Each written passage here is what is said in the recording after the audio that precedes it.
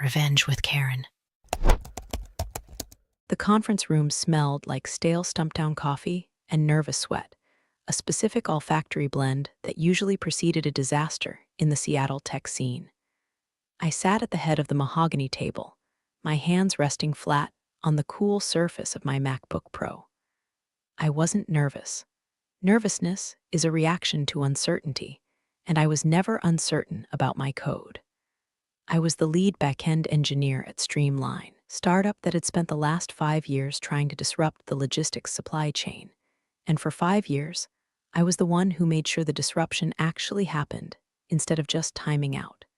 Standing at the whiteboard was Brad. Brad was the founder's son, a 27-year-old with a shiny MBA, a smile that looked like it was purchased from a catalog, and a brand new title, Chief Technology Officer. He had held the position for exactly 4 days. Those 4 days, he had managed to use the words synergy, paradigm, and blockchain in a single sentence, which I'm pretty sure is a felony in at least 3 jurisdictions.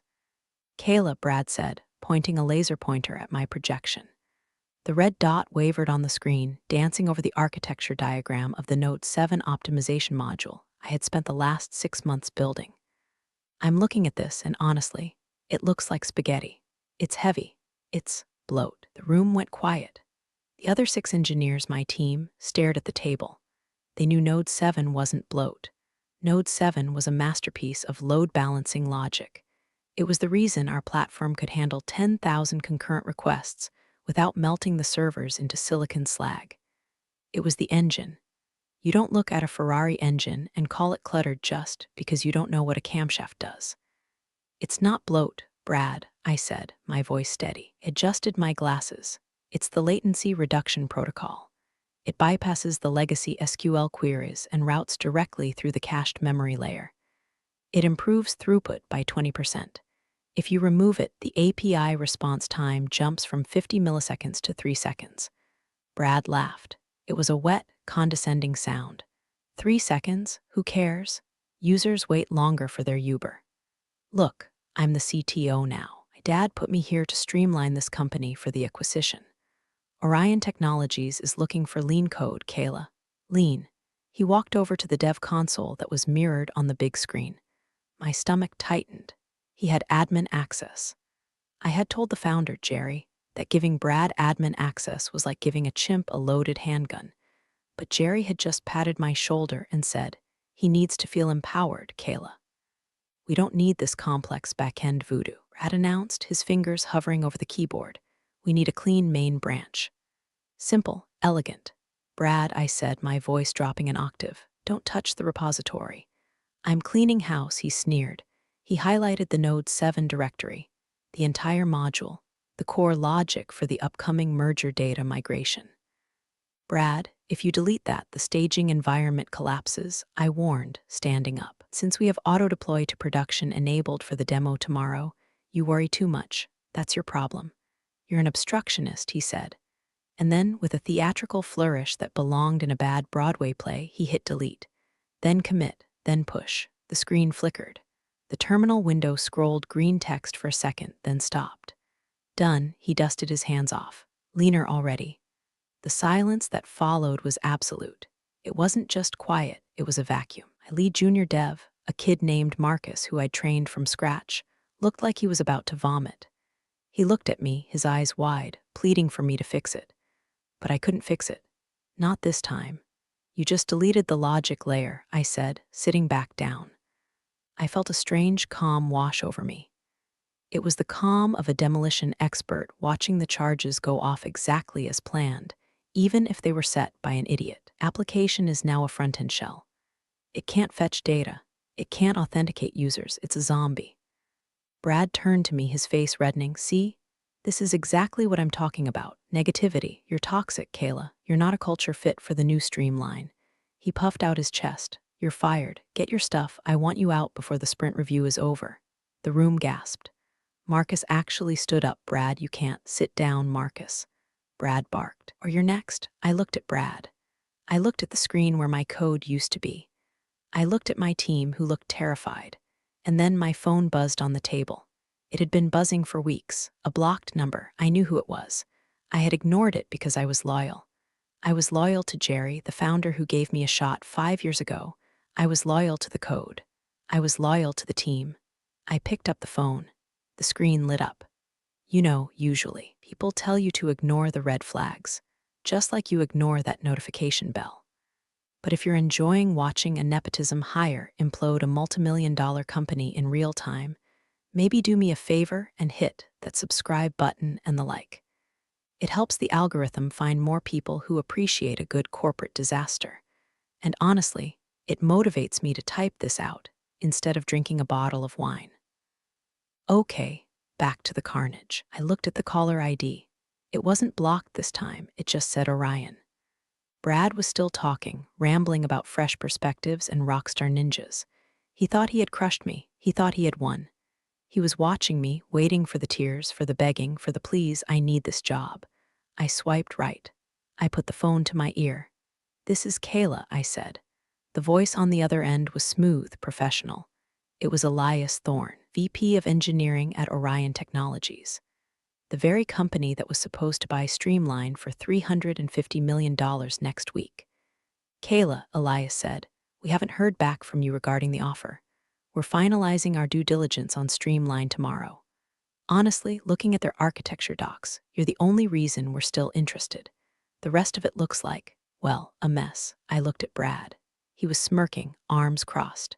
Yes, I said into the phone, my voice clear enough for everyone in the room to hear. I accept Orion's offer. Brad's smirk faltered. Who is that? I can start immediately, I continued, ignoring Brad. Actually, I'm free right now. My schedule just cleared up unexpectedly. Elias paused on the line. Oh, that's fast. Everything okay on your end? Everything is perfect, I said, locking eyes with the founder's son. I'll see you in an hour. I hung up. I closed my MacBook. I stood up and unplugged my charger. The winding sound of the cord retracting was the only noise in the room. Good luck with the deploy, Brad, I said. I walked toward the door. I didn't look back at the screen. I didn't look back at my team. I walked out of the conference room, my heels clicking on the polished concrete floor, leaving behind 5 years of my life and a system that was currently bleeding out into the digital void.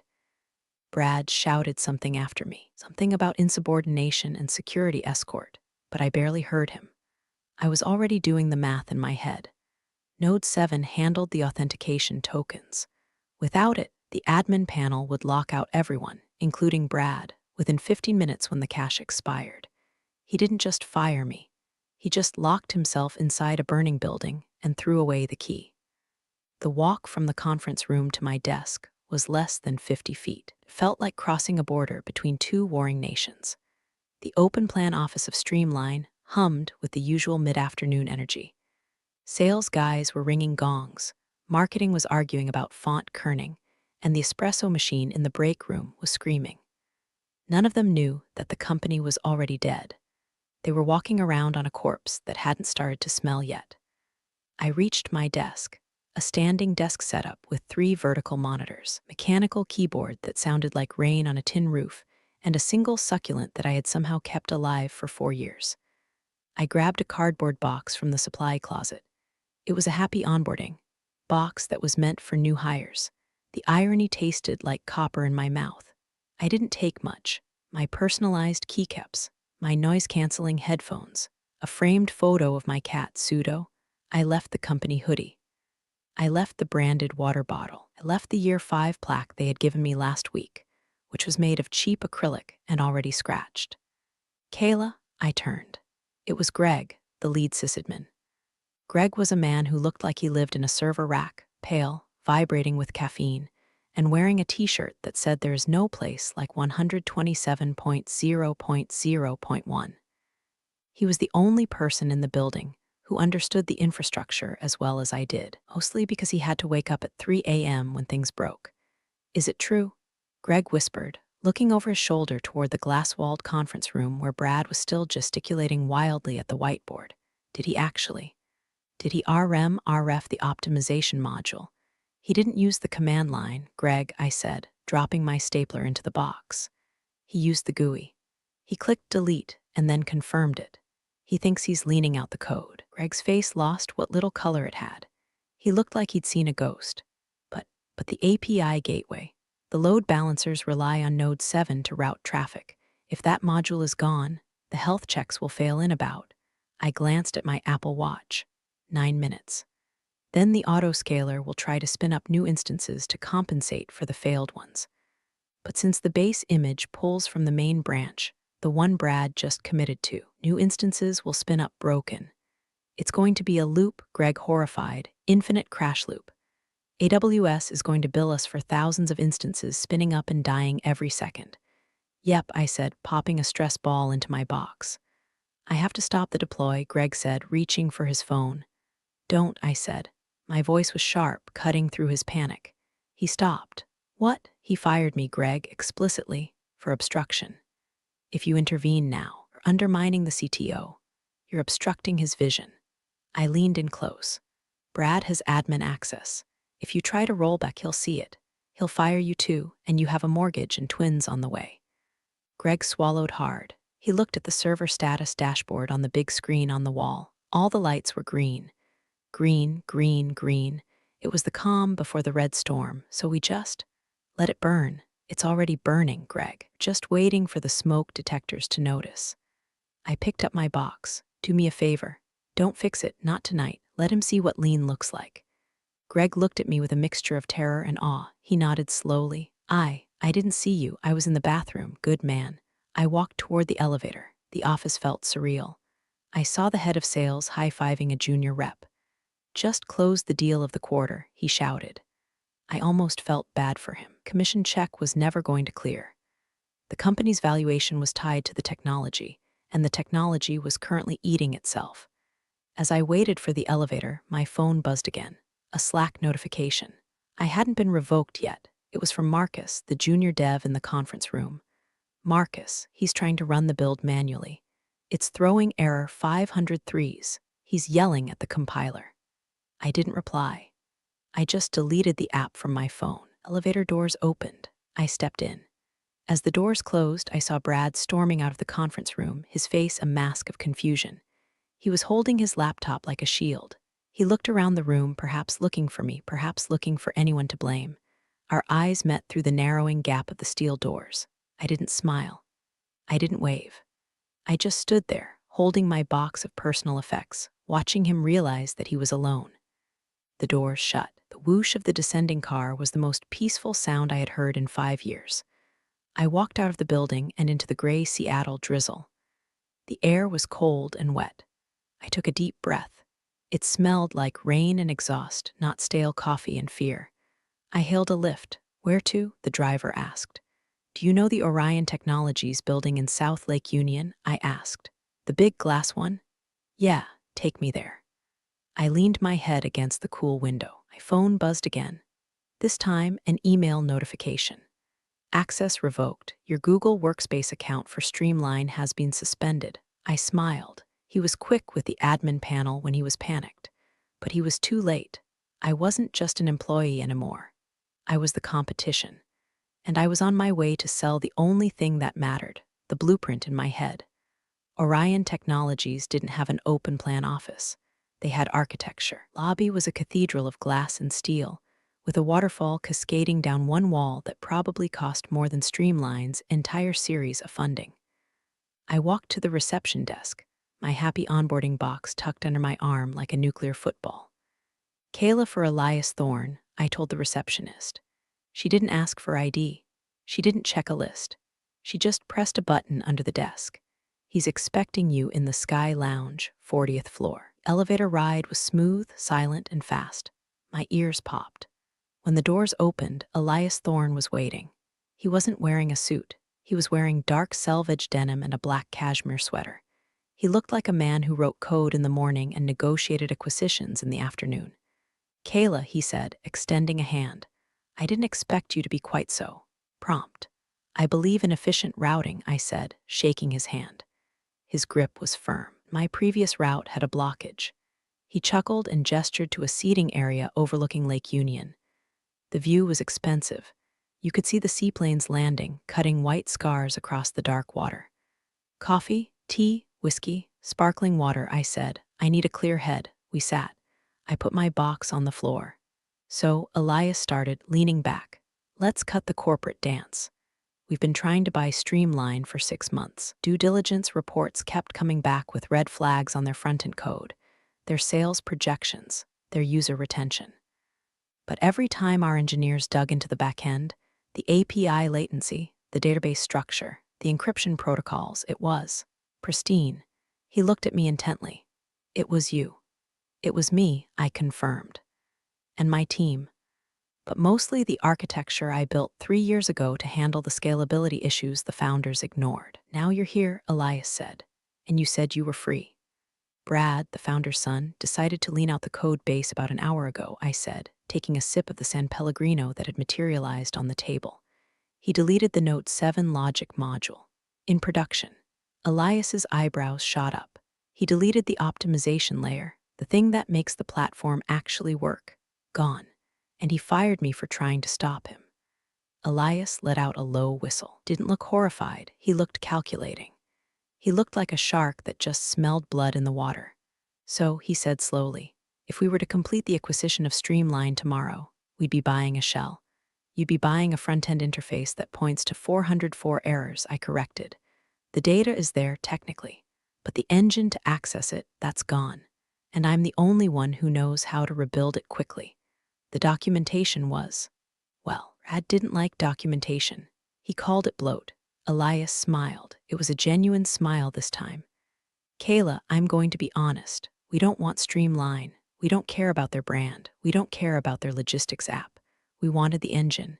We wanted the underlying tech to power our new fintech vertical. We were going to scrap the rest.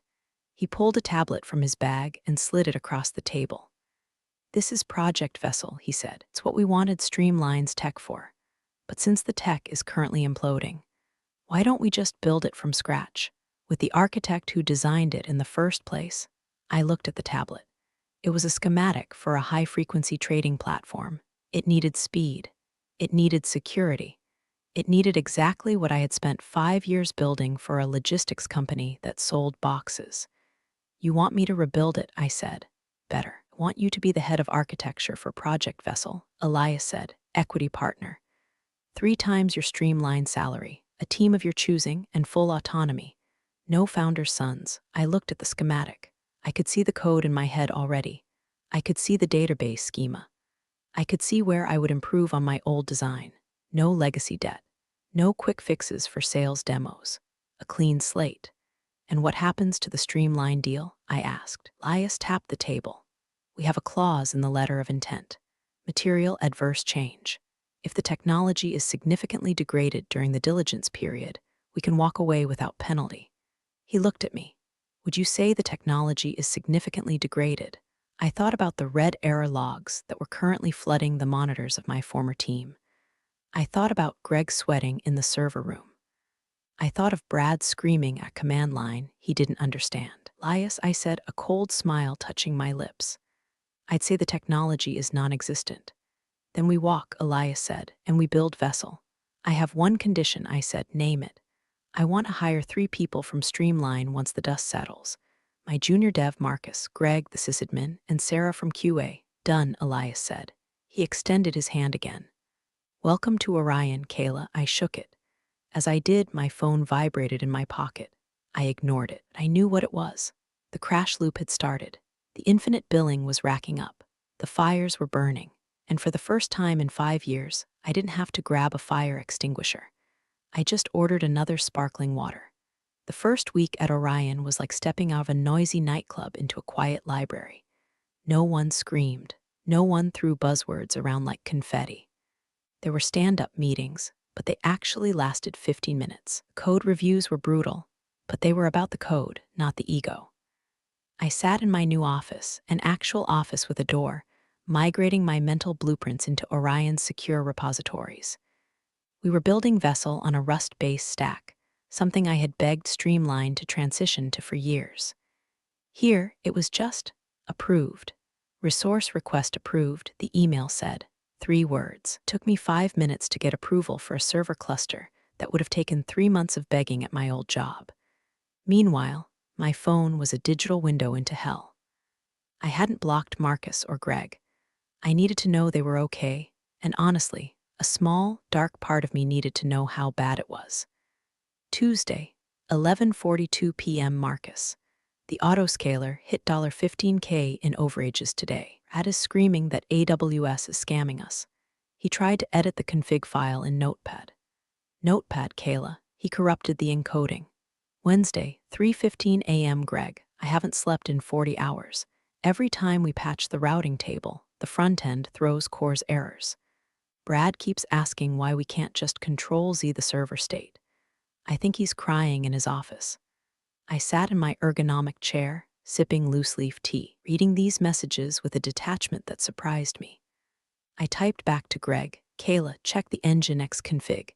He probably overwrote the headers when he pushed the clean branch. And Greg, go home.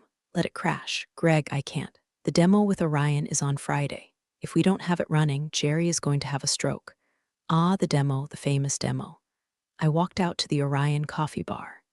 Elias was there, reading a report on his iPad. He looked up and nodded. How's the build? He asked. API skeleton is up, I said. Latency is sub 10 ms. It's beautiful. Good, he said. Then he smirked.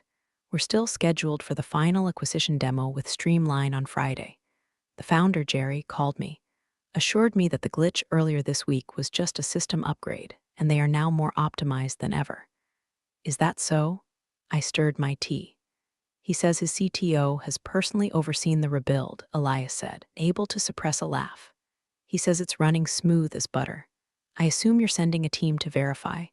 I'm sending the VP of product and our lead legal counsel, Elias said. And I was wondering if you wanted to join via video link, off camera, of course. To consult, I thought about it. I thought about seeing Brad's face when the system inevitably failed. But then I shook my head. No, I said. I don't need to see it. I know exactly what's going to happen. It's a deterministic system, Elias. Input garbage, output garbage, fair enough. I went back to my desk. I pulled up the vessel architecture. It was elegant. It was robust. It was mine. But later that night, I got a text from Sarah in QA. Thursday, 9:00 p.m. Sarah, they are hard-coding the data, Kayla. They couldn't fix the backend logic, so for the demo, they are just making the front-end display static JSON files. It's a Potemkin village. If Orion clicks on anything other than the happy path, the whole thing 404s. I stared at the screen, hard-coding the data. It was the oldest trick in the Vaporware book. It was fraud. I forwarded the text to Elias with a simple caption. Ask them to filter by date range, last year during the demo. The static file only covers the current month. Elias replied with a thumbs-up emoji. I leaned back in my chair. The sun was setting over the Olympic Mountains. I felt a strange sense of peace. I wasn't the one holding the duct tape anymore. I was the one holding the scalpel. Friday morning arrived with the heavy gray gloom typical of the Pacific Northwest. At Streamline, I knew the mood would be frantic manic energy. At Orion, it was just another Friday. Bagel day. I was in a code sprint with my new team, 2 senior devs I had handpicked from Orion's internal pool. We were building the authentication microservice. It was quiet, focused work. But my second monitor had a terminal window open, not to a server, but to a group chat with Marcus, Greg, and Sarah. I had named the chat Lifeboat. 10:00 a.m. Sarah, the Orion team is here. Suits, lawyers, they look serious. Brad is sweating through his blazer. He smells like Axe body spray and desperation. 10:05 a.m. Greg, Jerry is doing the intro, talking about resilience and next-gen pivots. Ad is setting up the projector. His hands are shaking so bad he can't plug in the HDMI. I imagine the conference room, the same one where I was fired, the ghosts of my code still haunting the projector screen. 10:15 a.m. Marcus, demo starting. Brad is driving. He's clicking through the dashboard. Look how fast it loads. Yeah, because it's loading a local CSV file, you moron. I took a bite of my poppy seed bagel. Elias was in that room. Had my note. 10:20 a.m. Sarah. Okay, Orion guy, the VP just asked a question. Can we see the logistics throughput for Q3 of last year? 10:21 a.m. Greg, Brad froze. He's saying, well, we focus on real-time data, so historicals are archived for latency purposes. 10:22 a.m. Sarah. Orion guy isn't buying it. Unarchive it, please. We need to verify the database integrity. This was the kill shot. Database wasn't connected. There was nothing to unarchive. The archive was a lie to cover the fact that the API was dead. 10:25 a.m. Marcus. Brad is typing. He's trying to inspect Element to change the dates on the fly. Oh my God. He's typing into the browser console in front of them. 10:26 a.m. Greg. Error 500. Massive red box on the screen. Undefined is not a function. I chuckled. Undefined is not a function. Epitaph of the incompetent coder. 10:28 a.m. Sarah. Brad is shouting at the screen. It's the Wi-Fi. The Orion guest network is throttling us. 10:29 a.m. Marcus. The Orion lawyer just stood up. Mr. Founder, this application isn't making network requests. We're monitoring the traffic. This is a static page. There is no backend connected. I could feel the air leave the room from 10 miles away. The fraud was exposed. It wasn't just a bug anymore. We're trying to sell a car with a cardboard engine. 10:35 a.m. Greg, it's over. The Orion team just packed up. Didn't even say goodbye, just we'll be in touch. Jerry looks like he's having a cardiac event. Brad is staring at the wall. 10:40 a.m. Marcus. Jerry just turned to Brad. Where is the backup? Where is Kayla's code? 10:41 a.m. Marcus. Brad said, I told you, Dad. I leaned it out. 10:42 a.m. Marcus. Jerry is screaming. I've never heard him scream. I think he just fired Brad or killed him. It's hard to tell. I closed the chat window. I didn't need to read anymore. The acquisition was dead. The $350 million deal had evaporated in 45 minutes because a nepotism hire thought he could outsmart the fundamentals of software engineering. Elias walked into my office an hour later. He looked calm. There was a hardness in his eyes. You were right, he said, leaning against the doorframe, total fabrication. They tried to spoof the data. I told you, I said. What happens now? We issued a formal withdrawal of the LOI, Elias said, and our legal team is drafting a notice regarding breach of good faith. They wasted our time, Kayla, and time is expensive. What about the tech? I asked. The IP? Worthless, Elias said. Without the logic layer you built. It's just spaghetti code and a nice UI. We're not buying it. We're building Vessel. He paused, then smiled. By the way, their founder, Jerry, he asked about you. As we were leaving, he asked if we knew where you went. He said there was a misunderstanding regarding your employment. What did you say? I said I had no idea. Elias lied smoothly. I told him good talent is hard to find. That was kind of you. We protect our assets, Kayla. And right now, the most valuable asset we have. I turned back to my screen. The Vessel code was compiling. No errors, no warnings, just clean, efficient execution. Back to work, I said. 2 weeks later, the silence from Streamline was deafening. Usually when a deal falls through, there's a press release, a spin about strategic misalignment or market conditions. But there was nothing, just radio silence. At Orion, Project Vessel was hitting every milestone. My team was a machine. We were moving so fast that Elias had to hire 2 more project managers just to keep track of our velocity. I was working hard, but I wasn't exhausted. I went home at 6 p.m.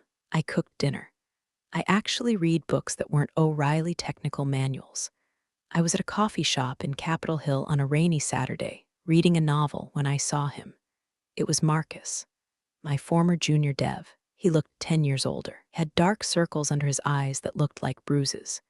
He was staring at a laptop screen, frantically typing. Marcus, I said, approaching his table. He jumped, nearly knocking over his latte. When he saw me, his shoulders slumped. Kayla, oh God, hi, you look terrible, I said, sitting down opposite him. I haven't slept in 3 days, he rubbed his face. It's a nightmare, Kayla, a literal nightmare. What's happening? Investors are pulling out, he whispered. VC firm that led the Series B.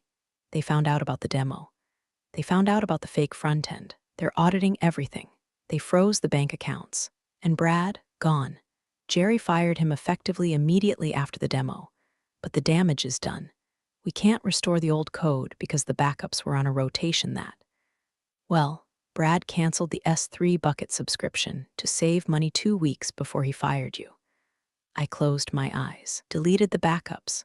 He thought they were redundant, Marcus said, his voice cracking. So we have nothing. We're trying to reverse engineer your logic from compiled binaries, but it's impossible. It's like trying to unbake a cake. You can't, I said softly. The obfuscation protocols I installed would make that take years. I know, Marcus said. We're patching things with duct tape.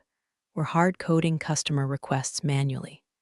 Like when a big client wants a report, have to go into the SQL database, run a query, export it to Excel, and email it to them pretending it came from the system. We're human API. He looked at me with pleading eyes. Kayla, Jerry is desperate. He's been asking everyone if they've heard from you. He says he'll offer you double, triple, equity, anything. I looked at Marcus. I felt a pang of sympathy for him. He was a good kid. He didn't deserve this. Marcus, I said, I can't go back. Know that? The bridge isn't just burned, it's nuked. I know, he sighed. But I slid a business card across the table. It wasn't my card. It was for Orion's HR department. We're hiring for the vessel team. I need a front-end lead who knows how to deal with high-pressure environments. Marcus stared at the card. Orion, but they hate us. They hate Streamline, I corrected. They love competent engineers who were held hostage by idiots. Apply. Use me as a reference. Marcus looked like I had just handed him a winning lottery ticket. Are you serious? I already cleared it with Elias. Same goes for Greg and Sarah. Get out, Marcus. The ship is sinking. Stop bailing water. He pocketed the card. I'll apply tonight. Thank you, Kayla, seriously. Just don't use Brad as a reference, I joked. Who? Marcus cracked a grim smile. I walked home feeling lighter. The collapse of Streamline wasn't my fault. It was a tragedy of arrogance. But I could save the people who actually did the work. That evening, I got an alert on my phone. A Google News notification for Streamline Logistics. Headline: Streamline Logistics CTO ousted amidst acquisition collapse. Investors allege technical malpractice. I poured myself a glass of wine and clicked the link. The article detailed the disastrous demo. It mentioned internal sources describing a toxic culture of nepotism. Didn't mention me by name. I was just the former lead engineer whose departure precipitated the crisis. I was the ghost in the machine, and the machine was finally breaking down. But the real twist was yet to come. I didn't know it yet, but Jerry wasn't done. He was about to try one last, desperate Hail Mary that would bring him right to my doorstep. The legal courier arrived at Orion on a Tuesday. He looked out of place in the sleek glass lobby, holding a thick manila envelope. He wasn't delivering lunch. He was delivering a war declaration. Elias called me into his office. The envelope was open on his desk. We've been served, Elias said, his face unreadable. Who? I asked, sitting down. Streamline Logistics, or rather, their remaining legal counsel before they quit. Elias slid a document toward me, suing Orion for predatory hiring practices and accusing you specifically of intellectual property sabotage and planting of malicious code. I picked up the document. The legalese was dense, but the accusation was clear. Jerry was claiming that I had intentionally booby-trapped the code before I left, causing the system to fail during the demo. He was claiming Node 7 was a logic bomb. This is insane, I said, tossing the paper back. I didn't plant a bomb, built the load-bearing walls. Brad knocked them down with a sledgehammer. The collapse wasn't sabotage, it was gravity. I know that, Elias said calmly, and our forensic audit of the Git logs, which we can subpoena, will prove that. Brad's commit history is a smoking gun. But Jerry is desperate. He's trying to freeze our development of Vessel. He thinks if he ties us up in court, he can force a settlement or get us to buy his scraps. So what do? We don't settle, Elias said, his eyes hardening. We invite them over. Excuse me, we're holding a deposition here tomorrow. We're going to let Jerry say these things under oath, and then you're going to walk into the room. I felt a cold shiver of anticipation. He doesn't know I'm the head of Vessel. He knows you're here. He doesn't know you're the architect of the thing that's about to put him out of business. He thinks you're just a disgruntled employee we picked up for cheap. The next morning, Orion conference room was set up like a tribunal. On one side, Orion's legal team, sharks in Italian suits. On the other, Jerry and a very tired-looking lawyer who looked like he was working on a contingency fee. I watched from the adjacent room via the one-way mirror. It was a classic interrogation setup. Jerry looked terrible. He had lost weight. His hair was disheveled. He was pounding the table. She destroyed it, Jerry shouted. System worked perfectly for 5 years. She leaves, and suddenly it collapses. That's not a coincidence, that's sabotage. She deleted the keys, Mr. Founder, Orion's lawyer said smoothly. Our records indicate that a user named Brad Admin initiated a deletion of the Node 7 directory at 2:14 p.m. on the day in question. Are you familiar with this user? Jerry sputtered. Brad was optimizing. He was cleaning up her mess, but she left. Traps, dependencies that were undocumented. Undocumented dependencies? The lawyer asked, or simply, the code itself. It's the same thing, Jerry yelled. She made herself indispensable on purpose. That's extortion. No, Mr. Founder, the lawyer said. That's engineering. Elias signaled to me it was time. I opened the door and walked into the conference room. The silence was instant. Jerry stopped mid-shout. His eyes locked onto me. I wasn't wearing my old hoodie and jeans. I was wearing a tailored blazer.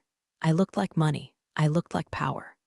Hello, Jerry, I said, taking the empty seat next to Elias. You, Jerry pointed a shaking finger at me. You ruined my company. I built your company, I said, my voice ice cold, for 5 years. I kept it running while you spent your series on office furniture and your son's salary. I warned you about giving him admin access. I documented every risk. You signed off on it. I slid a folder across the table. These are the logs, I said. Every keystroke, every commit. Brad didn't just delete the module, Jerry. He tried to replace it with code he copied from a Stack Overflow thread from 2015. Code that was incompatible with your library versions. He didn't just break the car, he poured sugar in the gas tank. Jerry looked at the logs. He didn't understand them, but he understood the confidence in my voice. We are countersuing, Elias announced, for defamation, and for frivolous litigation intended to impede our business. Unless, Jerry looked up, unless what? Unless you drop this lawsuit immediately, admit publicly that the failure was due to internal mismanagement, and, Elias paused, smiling, release Marcus, Greg, and Sarah from their non-compete clauses effective immediately. Jerry looked at his lawyer. The lawyer shook his head. It's over, the sheikh said. Jerry slumped in his chair. He looked small. Bluster was gone. The denial was gone. All that was left was the math, and the math didn't work. Fine, Jerry whispered. Good, I said, and Jerry, one more thing. He looked at me, eyes hollow. Next time you fire the architect, I said, make sure you know where the load-bearing walls are. 3 months later, Project Vessel went live. It wasn't a noisy launch. There was no confetti. There were no press releases full of buzzwords.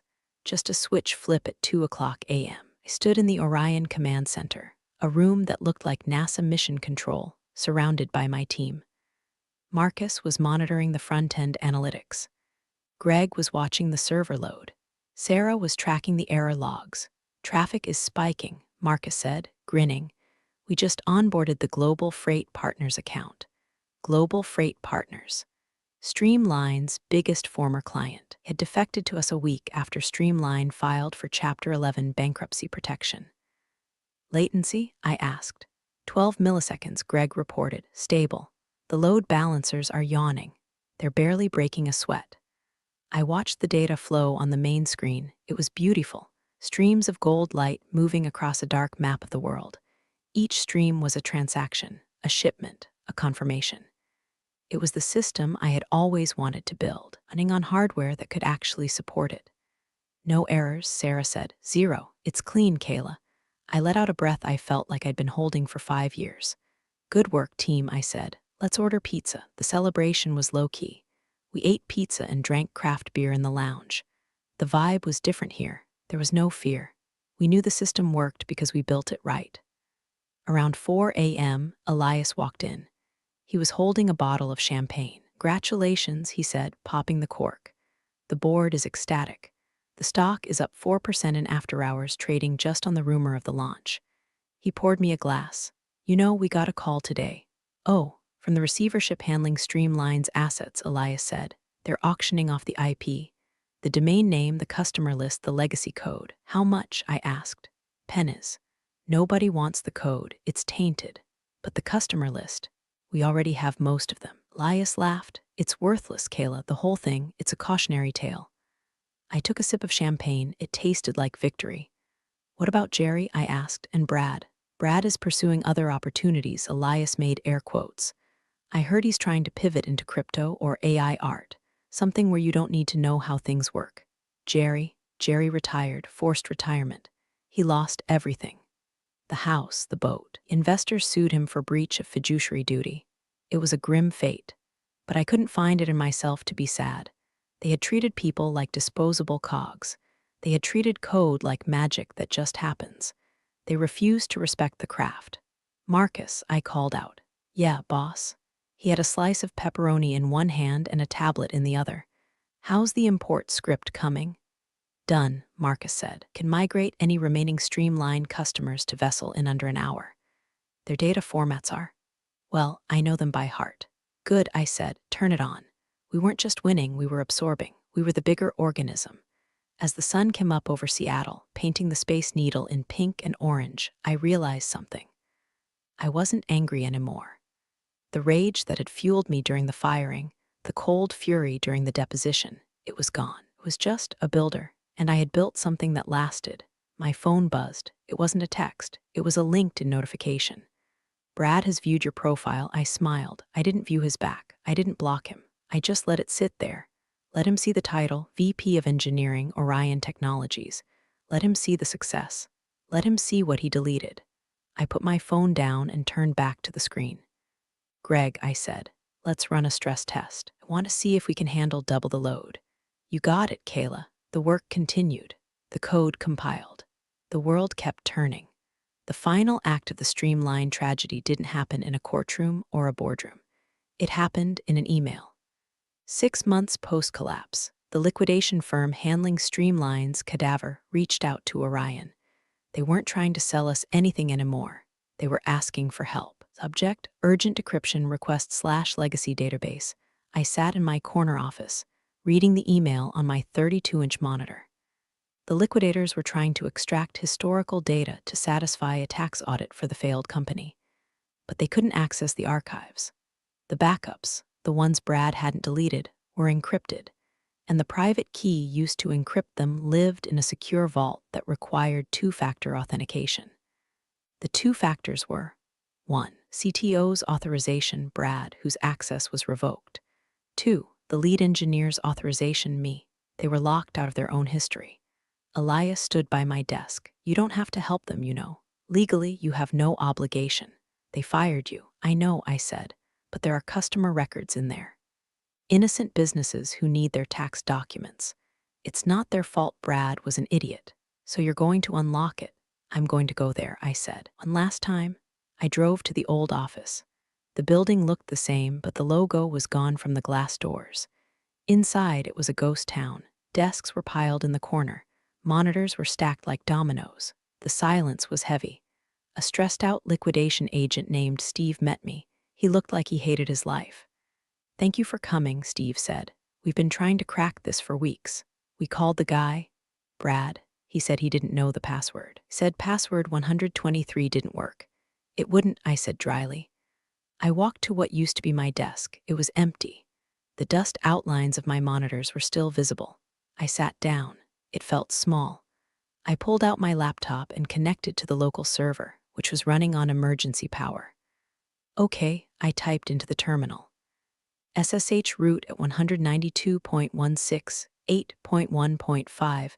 I entered my old admin password. It still worked? Of course it did. Brad had never figured out how to change the root credentials. The screen filled with text. The encrypted volume appeared. "Is that it?" Steve asked, peering over my shoulder. "That's the grave," I said. I pulled a USB drive from my pocket. It contained my GPG private key, the key I had generated 5 years ago to keep the data safe. I plugged it in. I typed the decryption command. GPG decrypt output manifest JSON. The progress bar spun. 10%, 50%, 100%. Access granted. The terminal read. Steve let out a sigh of relief. "Oh, thank God, you're a lifesaver, Kayla." "I'm just the janitor," I said, standing up, "cleaning up the mess one last time." I looked around the office. I saw the ghost of Brad standing at the whiteboard, deleting my work. I saw the ghost of Jerry nodding along. I saw the ghost of myself, younger, more naive, thinking that if I just worked hard enough, I would be safe. I wasn't safe because I worked hard. I was safe because I was smart. As I walked toward the door, my phone rang. It was an unknown number, I answered. Hello, Kayla, it was Jerry. His voice was raspy, broken. Steve told me you were coming to open the files. I did it, Jerry. The auditors will get their data. Kayla, he sounded like he was crying. I realized something. Too late, that module. Node 7. It wasn't bloat, was it? I stopped with my hand on the glass door. No, Jerry, it wasn't bloat. It was the foundation, he whispered. I let him break the foundation. Yes, you did. I'm sorry, he said. I listened to the static on the line. I thought about saying something profound. I thought about rubbing it in. But I didn't need to. The empty office, the bankruptcy, the silence that was loud enough. Goodbye, Jerry, I said. Hung up. I walked out into the rain. My phone buzzed, a text from Marcus. Marcus, vessel just hit 100K transactions per second. We need you to approve the cluster expansion. Also, we ordered Thai food. I smiled. I got into my car, a new Tesla, bought with my Orion signing bonus, and looked back at the empty building one last time. I thought about the delete button. I thought about how easy it is to destroy something you don't understand, and I thought about how hard it is to build it back up. I put the car in drive. Next time you delete something, make sure you know what it does. Because sometimes you're not just deleting code, you're deleting your future. I merged onto the highway, heading back to Orion, back to the builders, back to work.